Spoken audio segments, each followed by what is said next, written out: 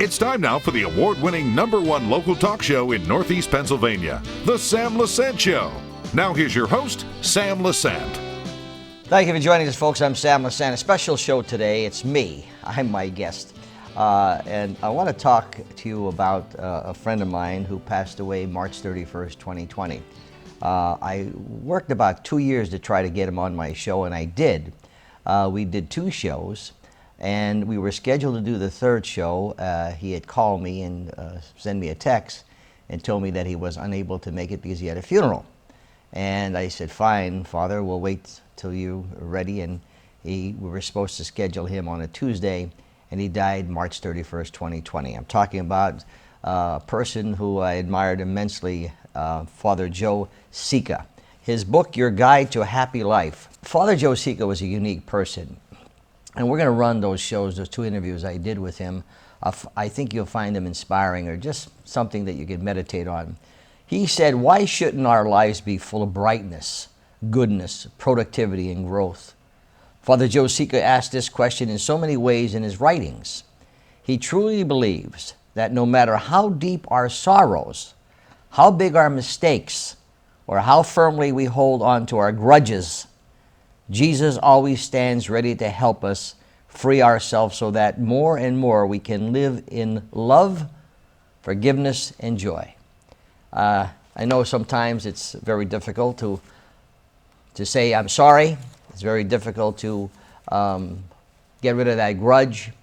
But as my father-in-law, who just passed away, said, enjoy yourself. It's later than you think.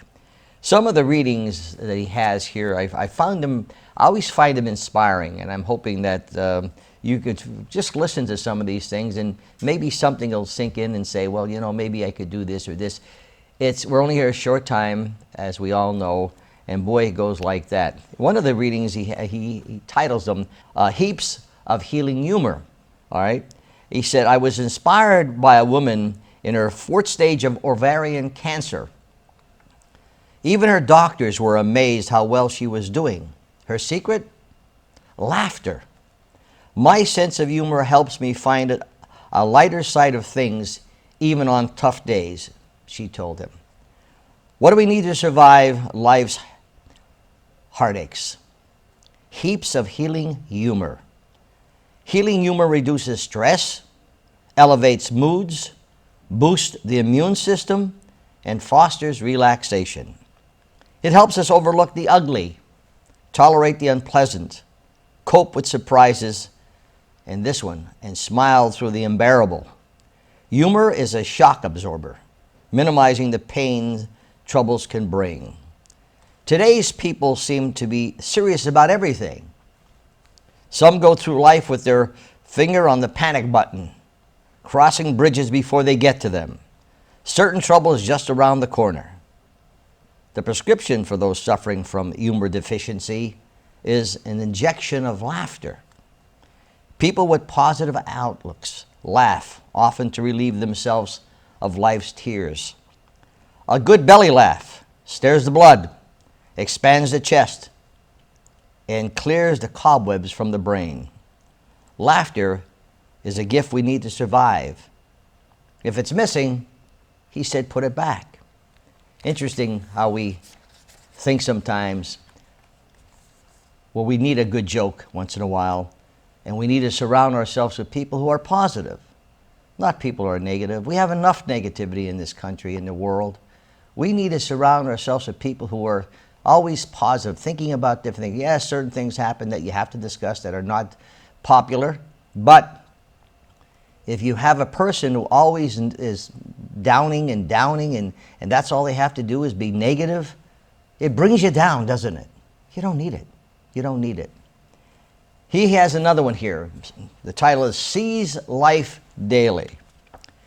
This is interesting. I love the sign on the desk of a funeral director. I know. Here's what it says. I found this interesting. Any day above the ground is a good one. Look at each day with fresh eyes. Nobody has messed it up yet. It's a new day to enjoy. It's a day that hasn't been lived in, and you can live it with gusto. How do we grab the gusto? How do we bring excitement into this life? And he doesn't mean cheap, amusement park stimulated excitement. What can make us eager to leap out of bed in the morning, filled with a purpose? You'll find the secret on a bumper sticker that says, Carpe diem, seize the day. The phrase implies immediacy, passion, gusto. Hesitate and it's gone forever.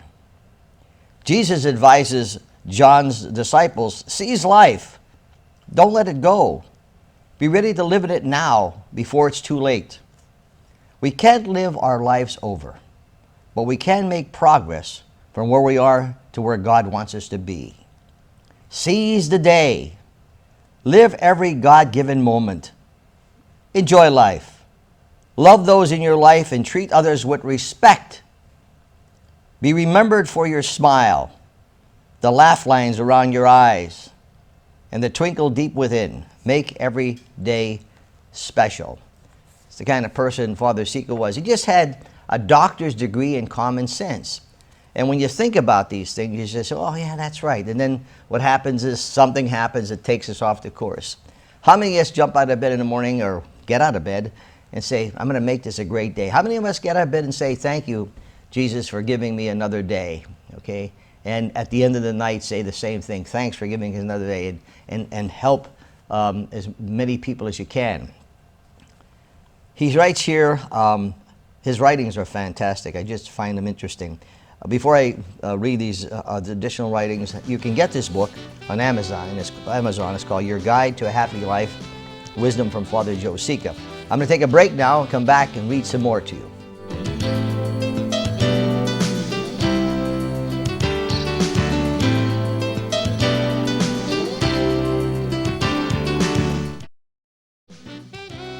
Welcome back to the Sam Lesante Show, folks. I'm your host and I'm your guest. We're talking today, I'm talking to you today about a friend of mine who I only had the pleasure of meeting about 2 years, Father Joe Sica. He had and this is not a Catholic thing, it's for everybody, okay? It's the book he wrote, Your Guide to a Happy Life. Father Sica was on my show twice, and he was scheduled to be on a third time, and he passed away March 31st, 2020. But the man had such great wisdom, and he was able to help thousands upon thousands of people. He wrote the Reflections for Lent, and each day was a message that, boom, just hit you right in the face. In this book, I'm reading some of his pages and some of his reflections. I found it very interesting. One of the reflections is called Laughter, the Best Medicine.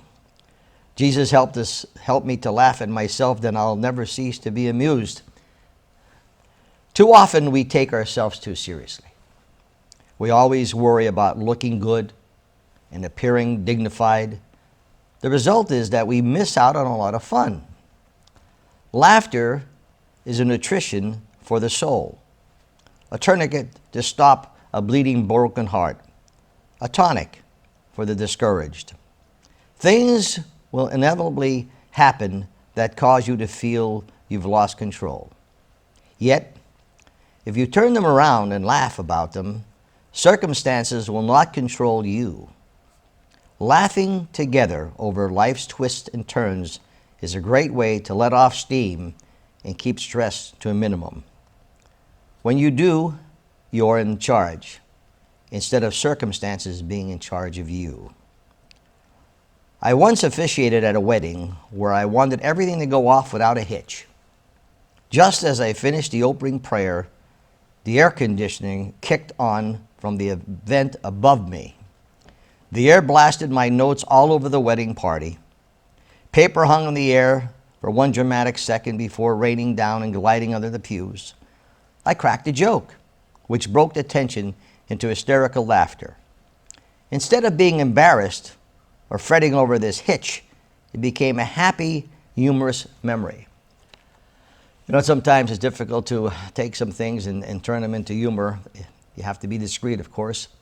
But sometimes a good joke, or just being, again, around people who kid with each other and enjoy each other, it makes us makes us feel better. He continues on to these reflections, and you got to get the book, my friends. Happiness at Work. Why shouldn't our lives be full of brightness, goodness, productivity, and growth? We must hope that every decision we make, every action we perform, will take us in the right direction necessary for happiness. Even our mistakes can be cause for optimism by offering us opportunities for learning and greater awareness. Here's what he says, and it's so true. Happiness is difficult to define. It's a personal thing. For some, it's a rare and only brought on by extraordinary circumstances. I, on the other hand, am most happy with ordinary things.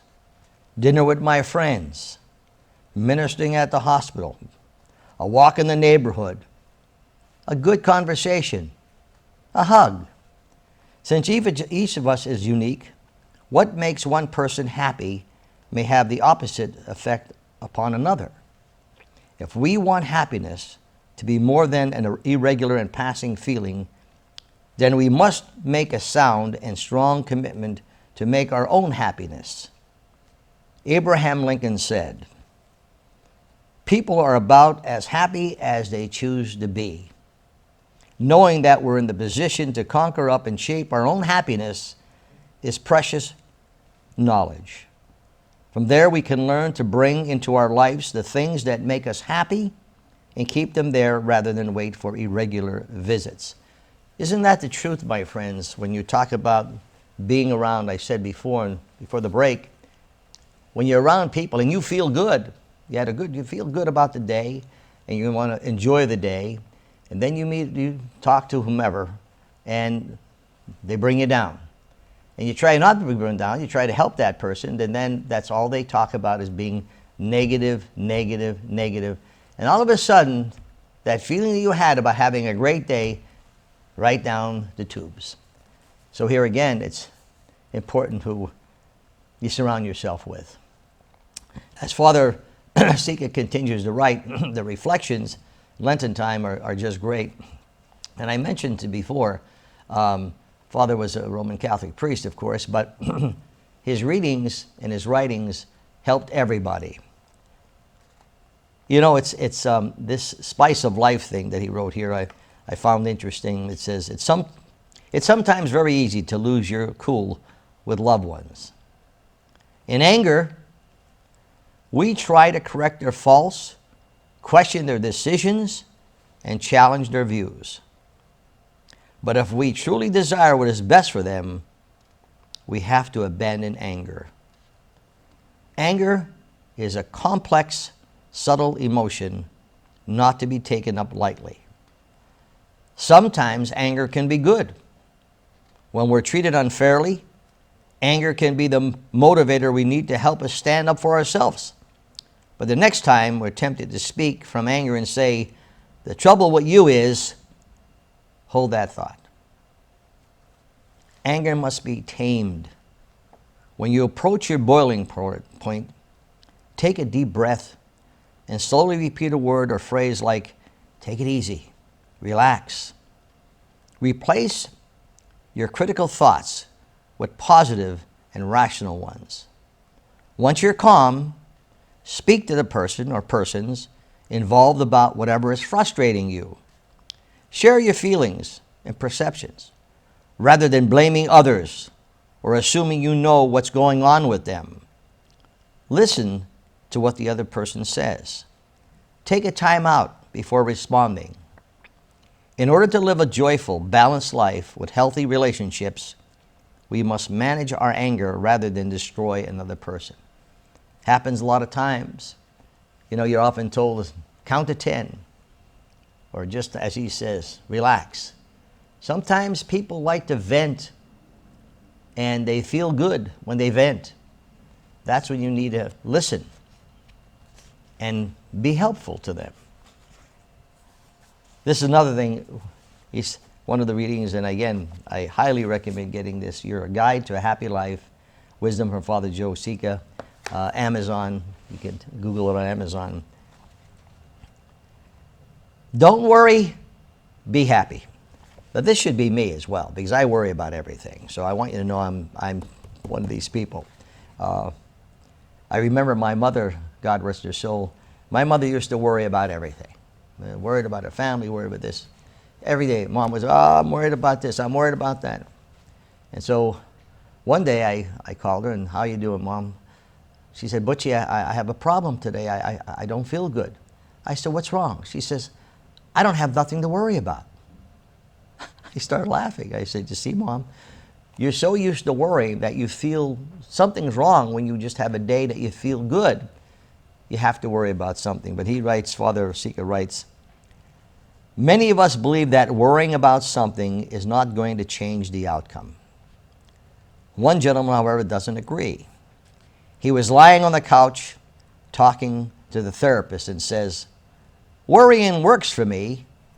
99% of the things I worry about never happen. If you're like me, you probably believe this. Worry about it, and it won't happen. Whenever something unexpected occurs, we tend to start worrying about the worst possible scenario. That's me, my friends. Wouldn't it be nice if we could take all of the worries and just not worry about them anymore, just be happy? We can. When life hits us and so many things can go wrong, the remedy is not to worry yourself sick, but relinquish worry through prayer. Pray about what's really in your heart. Pray about everything, no exceptions. In other words, there is no problem, no circumstance, and no situation that cannot be brought before God. Accept the invitation of Jesus to ask, then trust Jesus will fill your need or mend your hurt. Prayer is a meaningful conversation with God. Ask for guidance. Request to be led to the perfect person who can help you. How many of us pray? So many of us are busy. How many of us get in the car and then turn on the radio, listen to the news, listen to music, etc.? Maybe meditate a little bit, maybe pray a little bit, and thank God for what you have. Interesting. And once again, this is me, my friends. The book is broken down into different chapters, one on joy, one on heal the hurt. There's different things. But it's something for us to listen to and meditate upon. I had What's Your Name on my show, as you remember, many times. And he is now in Jerusalem. And I'll never forget the one night we had him on for 2 hours. And he was talking about different things and about families and everything. And the next day, I received a phone call from somebody up on in Hazleton. I won't mention the street. And the person said, Mr. Lesante, I said, yes. He said, I want to thank you for having What's Your Name on your show last night. I said, well, thank you. He said, something amazing happened. I said, what's that? He said, after the show, I went outside and I walked 2 blocks and I knocked on my brother's door, whom I haven't spoken to in 15 years, and we had the greatest night to be able to talk about this. And I want to thank you. He made me think about the years that I'm wasting because I am not talking to my brother. And they became closer and closer. But he said to me, isn't it a shame that I didn't have that inspiration to go and talk to my brother? 15 years. And I said, why didn't you talk to your brother? Well, you're not going to believe this, Mr. Lesante. What's that? It was over 3 feet of land. I said, what? It was over 3 feet of land that I thought I should have that was not left to me but left to my brother. 15 years. He did not talk to his brother because of 3 feet of land. Those years that were just wasted. How many of us are wasting those years? Because we don't talk to our brothers or sisters or cousins or uncles or something happened. It's the past. How many of us live the past every day? You know, I like good memories. I like to live the past in good memories. But Father Sica makes you think about these things as well as What's Your Name did. I highly recommend, my friends, that you get the book, Your Guide to Happy Life. I'm going to take a break. We'll be back right after this.